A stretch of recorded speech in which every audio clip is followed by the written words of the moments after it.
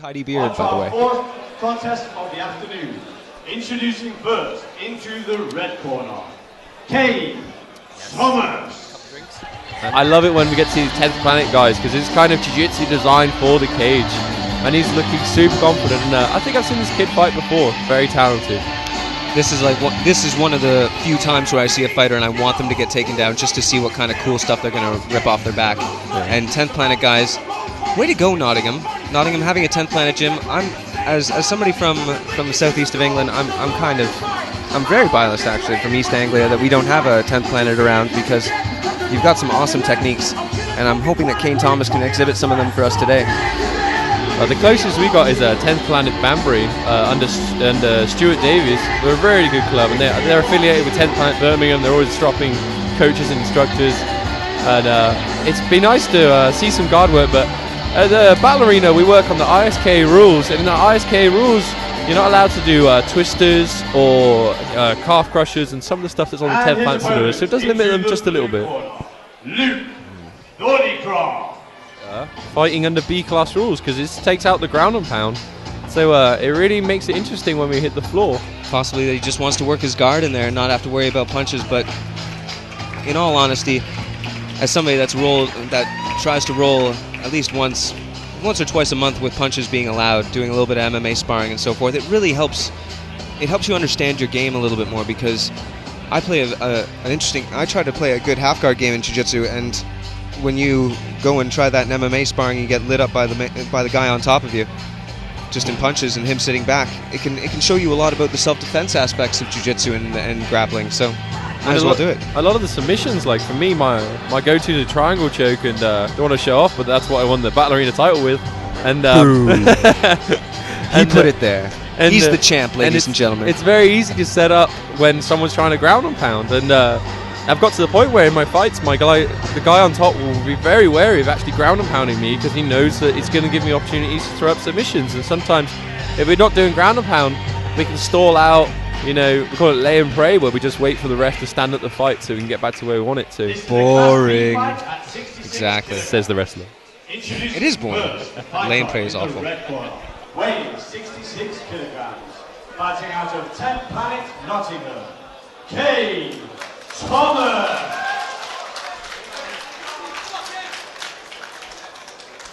And his opponent, the fighter in the blue corner, weighing 64.9 kilograms, fighting out of Complete Combat MMA, Luke Thornicroft. So Luke sporting a beautiful beard there. And your referee in charge, Mr. Alan Jackson. Fighting the guy from the jiu-jitsu game, it'd be nice to see Luke try and keep some range, set up his jab, and he's coming out southpaw. It's always hard to deal with. More of a snap kick there. Oh, big overhand shot. Right attempted. I think it just skinned him. Luke looking a little more composed, but we're going to see what happens. See if he can sprawl. But he's accepting the bottom there. He needs to sprawl his legs a little wider. And then we see that jiu-jitsu style of Cain Thomas as he passes immediately into mount. He's got mount, but he's got his legs hooked underneath, and that's really difficult to deal with, I think. He's clearly knows how to grapple. But not necessarily the biggest base, as you see Luke Thomas trying to get him out. Yeah. Luke Thornicroft trying to get out there and roll him over. And it's not surprising to see a 10th Planet guy end up on his back and not be too worried about it. Look, he's working that guard up high already, and Luke's being clever. He's keeping his head in his opponent's head, making it difficult for him to get angles, keeping his elbows in close, not putting his hand on the mat. He's doing everything right. It's a real close battle right now. This is the moment where they're right in front of us here, folks. So and I really want to whisper in Cain Thomas's ear that this is some classic 10th Planet there. He's trying to work a rubber guard, but he doesn't have the arm trapped on that side, which is going to make it really difficult. So he's going to try and isolate that left arm so he can hold that leg over his head and start working some submissions. This is known as rubber guard, and it's under Eddie Bravo's syllabus. He's looking to set up his mission control position there. Yeah, Eddie Bravo, a well-decorated and excellent jiu-jitsu martial artist of his own merit. And there we go for X-guard. I'd like to see him get back to his feet. I think he's clearly... Wow, he's improving position. I don't want to criticize the guy. He's doing really well. But now Luke is passing into mount. Yeah. With less jiu-jitsu skills, which if you were facing somebody with a little bit higher jiu-jitsu, he might be trying to set up a mounted triangle there on you. Yeah, he's definitely got that. And he's looking for it. Oh, you called that beautifully. But he's trapped that leg, and it's going to be very difficult while his leg is trapped to get that triangle. And he's sneaking out the back, because what we call it jiu-jitsu, got on top. We are seeing some really good high-level jiu-jitsu here. We've seen rubber guard, we've seen sneaking out the back, we've seen the triangle from Mount. These guys really know how to grapple. Yeah, a lot of attempts, and unfortunately nothing that can stick quite yet. And this is the early times of the fight where you can actually make some of this no-gi, this submission wrestling work for you, because you're not as slippery, and you can land and really secure those submissions as Luke tries to get an overside guillotine. Is it an arming guillotine? So he's looking for an arming guillotine where he's going to wrap his arm around his head, try and squeeze on his neck, but he's got his chin down, and I think he's going to really struggle to finish it from here. But he's still working for it, really controlling him. And Cain is doing well to survive this. He's being very calm, very patient, really thinking about his weight placement and controlling and being aware of the submission. And the danger here now for Luke is that he could burn out his arms here in the early moments of this fight and be paying for it for the next 6 to 8 minutes. It's very interesting that the Cain from Jiu-Jitsu gym is he struggled a little bit. I think Luke has had some really nice transitions. A lot of techniques and not a lot of conviction, unfortunately, there in the early rounds for Cain Thomas, as he was trying to get his jiu-jitsu game, his 10th Planet game working for him. But like I said, just not enough commitment from him, I don't think. I think you have to pick one stream of techniques and attacks and go down that. Whereas he was mounted for a little while, then he was reversed, and he was trying to look for that rubber guard, and then reverses again and gets the sweep in the end, but ends up in the guillotine of Luke Thornicroft there. So it's great seeing these high-level guys fighting on Battle Arena and to see such high-level technique. Even in the UFC, you wouldn't see a lot of rubber guard being used. It is an advanced thing to do. There's a reason for that. It blows out your knees. As a guy who's more flexible than you, I assure you I'm fine. I've had 3 knee surgeries though. All right. I'm just saying because I can't do it myself. I'm just saying I've got some videos of me getting people with go-go platters in competition. They look cool. It does look sick though. Okay, while you got it, you might as well flaunt it, right? So we're all going to be 80 with no knees. And just because I didn't do rubber guard doesn't mean anything. It'll mean that I don't have the go-go Plata submission picture where I'm like smiling and thumbs up at the camera. Right, champ? You take down guys and lay on them. You show you the style. Oh, flying Luke with Superman the punch. Monster strikes. Luke's got a big advantage in the striking. I thought that in the first round as well when they had a little bit of striking, but Cain is doing a great job of tying up that leg and reversing position. Really good smooth. single leg. He was climbing over top into the half guard and possibly looking to pass immediately into mount again like he did in the first round. And Cain Thomas weathers an early storm. I love the audacity of Luke Thornicroft to throw that Superman punch at the very beginning of the round.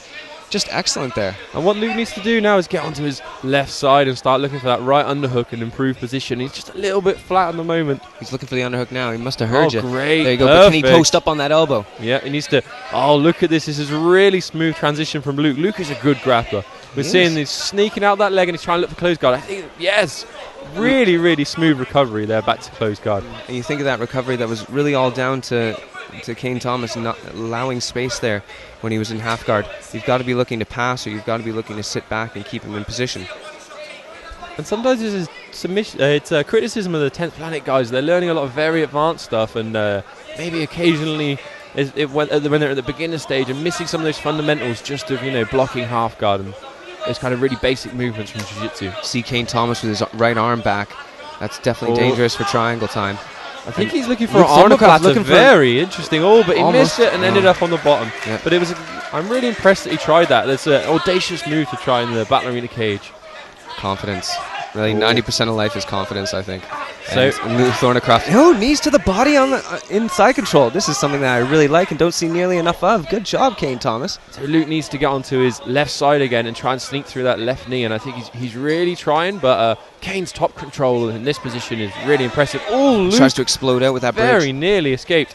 And I think Luke is just a little bit awkward in this position and is going a little bit more north-south, and be nice to see Cain try and improve position, maybe look to mount him. Very, very smooth. He's sneaking that left knee through. Just missed out on sneaking that left leg through and getting back to guard or half guard. But he keeps trying it. I think it's Cain because he's got this right full sat over. It's almost, you see this in judo quite a lot where they're just trying to hold him on the floor. Yeah, Cain's not trying to land too many strikes other than those knees that he's landing to the shoulders and body of Luke Thornicroft. I think maybe Cain's just trying to make sure that he wins this round now, as opposed to trying to improve position and get some severe knee there onto the chest of Luke Thornicroft. Yeah, just trying to get one back and Yeah. have an even third round. It'd be nice to see one of our fights come into the third round. Oh, he's peppering the body there. Those knees really do hurt. We saw this round go in a big transition because Luke came out with that Superman punch. Looked like he was winning the first half of the round. And Cain's come back and he's probably won the second half of the round. And I'm glad I'm not a judge for that round. I think it'd be quite Luke hard. Thornicroft smiles to Cain Thomas as he goes back to his corner. He's saying, "Yep, one each. Let's see what we can do in the third round." An excellent second round for both. And as you say, Chris, to be able to rally and come back after a Superman punch and a barrage against the fence, working for the single really turned the tide there for Cain Thomas. It's nice to see somebody's wrestling come into play and possibly win them around and maybe be that turning point for the fight. And both fighters are looking fresh. No one's like Cain is waving at someone in the crowd. That's always a good sign that he doesn't have too much of a cardio issue. Yep, definitely. He's got you have to come in shape, especially when you're in the lower weight categories, because it's not just going to be a power game. It's going to last out of the first few minutes, and then it's really going to turn into your anaerobic and aerobic systems. And you're going to have to think on your feet, apply your techniques, and hopefully win the day. I'd like to see these guys fight again with A-class rules and see how the ground and pound affects the grappling. Wouldn't you? Oh, I would. Totally would. Let's see who comes out strong. Will it be another Superman? Touch gloves. Oh, big left kick. Oh, I think a knee skinned him, which is illegal under battle of the rules, but Luke Thornicroft, that was cheap, buddy. I'm just saying that, okay? You should not extend your hand as though you're about to touch gloves and then hit. I know you're supposed to protect yourself at all times, but that was in bad faith. Cain Thomas now back into the single leg position, gets on top, works for the takedown, and Luke Thornicroft is going to be kicking himself for trying to rush ahead again and ending up on his back. I feel like Luke is coming off so much better in the striking exchanges, but he's the one closing the distance. He's the one getting too close to him. If he kept that range, he might be able to keep it on his feet and throw a few more of these heavy shots. Yeah, usually the more finesse striker doesn't necessarily have to be the most aggressive striker. If you're the better striker standing up, you should take your time, pick your shots on the outside, and make them come to you because you have more to answer with. Cain's passed really well, and he's ended up in this same kind of side control that he had at the end of the last round. Actually, slightly different because he's got shoulder pressure this time, and he's hooking that leg. This is a really nice control position to just throw knees. It's very interesting. You don't see that very often. It's very 10th planet, like hooking that outside leg. It's actually kind of torquing the knee, but he was just using it for control so he could throw some knees. And there we go, another one. If it ain't broke, don't fix it, eh, Chris? Yeah. And he's got a good takedown transition game, and now he's making it work. He's not accepting bottom position now, and that is key. Whether it's jiu-jitsu matches or whether it's MMA, especially if it's MMA, do not accept bottom position. It's one of the things that makes you freak out the most when you're in the corner, is if somebody has accepted bottom or accepted a sweep, and that's what Cain Thomas is not doing here in the third round. And this is going to be possibly the line of thinking that's going to win this fight for him. He's throwing some vicious ground and pound to the body. So this referee on top of the action because those punches can hurt. Yeah, we saw his fight stopped earlier tonight in the heavyweights with a body shot, and he's landed a lot of knees to the body and now a lot of heavy hands to the ribs. I think Luke's going to be feeling that tomorrow. He's definitely going to, when he sits up in bed in the morning, going to remember a few of those punches. And rushing in, allowing your when you get your shoulders over top of your opponent, that's when you're going to accept the takedown game. Oh, he's looking for a triangle. I think the cage is saved a little bit. Stops him getting that leg over. And he's holding his foot. I think Cain is so aware of that, and because of his level of jiu-jitsu, and he just transitioned beautifully. That was very, very smooth. But Luke pulling back to now. He's got a single butterfly hook. And what that means is he's got one leg tucked in. Oh, Cain just jumps over it, gets back to that side control position. It's been working so well for him. And I think Cain he's quite happy just to hold this position now. He doesn't look like he's looking for submissions. I think he's just making sure he's controlling and winning the round. It would have been nice to see Luke Thornicroft be able to regain position there. It's just a couple of the submissions he was throwing up just weren't there, and it just seems his jiu-jitsu and submission wrestling needs a little bit of a tweak. And Cain ends it by looking maybe like he could do a reverse triangle there. We're not scoring the fight, but the first two rounds were very close, but the last round was dominated by Cain. I guess there's a chance the judges could have given the first two rounds to Luke.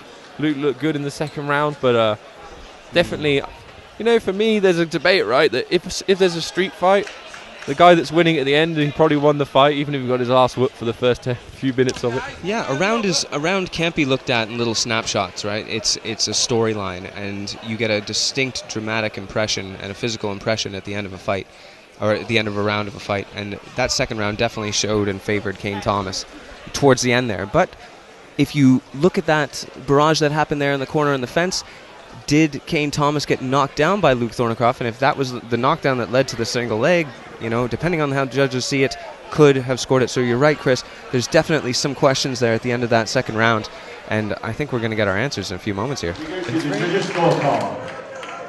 And your winner, by unanimous decision, from the red corner, Cain Thomas. And make some noise for your runner-up, Luke Thornicroft. Cain, come over and have a chat with me, buddy. How you feeling? First fight, first win? Feeling good. First win, got a good bit of experience from the fight on. Hit me with some solid strikes, that's why I decided to take him down out of my initial game back anyway. But hit me with some good strikes, good strike on. Look forward to fighting with him again in the future, hopefully. And I was talking to you earlier about the knees and the body on the floor as part of the game plan. I saw you working it really well, especially in the second and third round. Well, because of I took this fight a week ago, so it was like a short plan to try and get me through it. I wasn't sure how it was going to be at the end of it, so I'm glad it worked, you know. Well, it was a great jiu-jitsu chess match on the floor, great to watch. Everybody make some more noise for the winner.